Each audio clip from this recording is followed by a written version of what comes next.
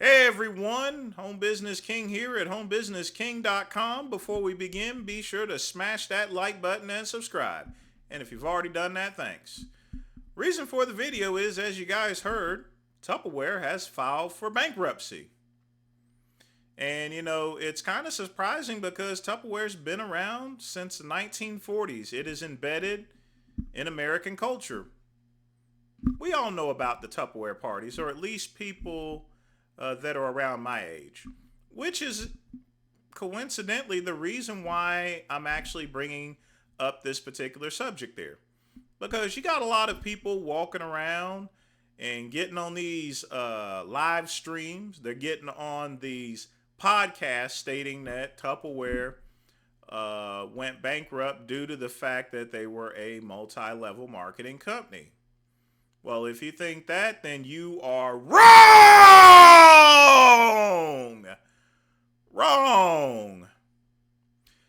The truth of the matter is that Tupperware really should have ended back in the 80s.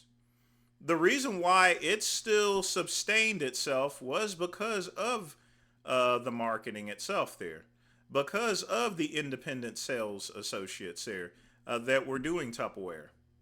Now, it is to be quoted that the average person, and this is on record, made about $653 for associate. They were the technically the low totem pole as far as to the that little pyramid thing you guys hear about. And you know what I mean? That may sound pretty bad at first, but I want you guys to think about this here, okay? Now, there are some people that did make some money in there, but a lot of these people that were only making 600, 400, and 300, they had no problems with it. And here's the reason being, okay? Remember what I said about Tupperware parties. Probably one of the most embedded things in American culture. But at the same time, it's exactly that. It's a party. So most of the associates that were still around, every month they had a Tupperware party. And basically, they had the Tupperware out on a table, spent most of the time drinking and smoking and doing all other sorts of stuff. So that's why they continue doing these Tupperware parties.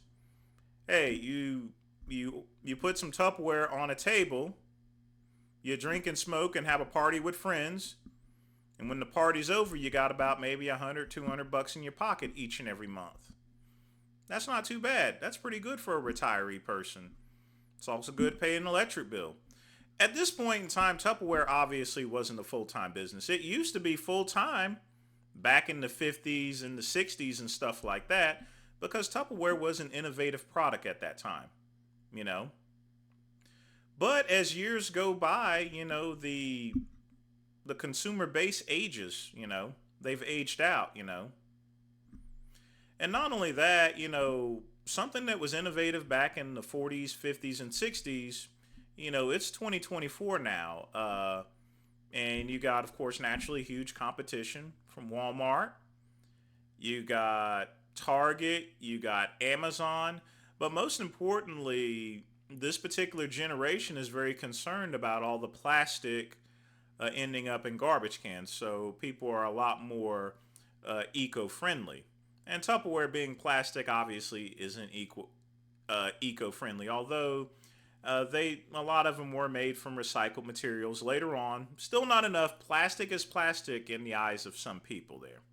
Do you get what I'm saying?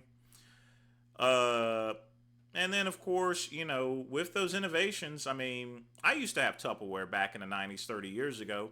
I now use glass. Glass containers keep things a lot more colder, you know.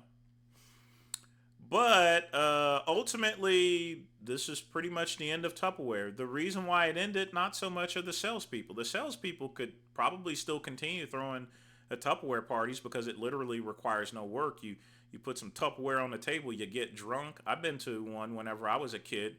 Mom went over there and stuff, and all they did was talk and drink and smoke. Well, my mom didn't smoke, but you guys get my point.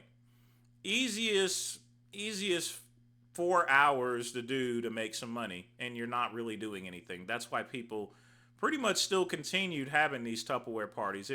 At that point in time, it really wasn't about the Tupperware. It was really about the partying, you know. But as with anything, things age out. When I was growing up, I learned how to type on a typewriter. Nobody uses a typewriter anymore. I didn't have a cell phone. I had a car phone in my car. Nobody has really a car phone anymore. And that's the way life is. Something that's innovative one day is archaic the next day. No different than records. No different than cassettes. No different than CDs. You know? That's life, folks. But that's all I got to say for right now. Be sure to subscribe to the Home Business King channel or visit homebusinessking.com. And as always, peace and soul.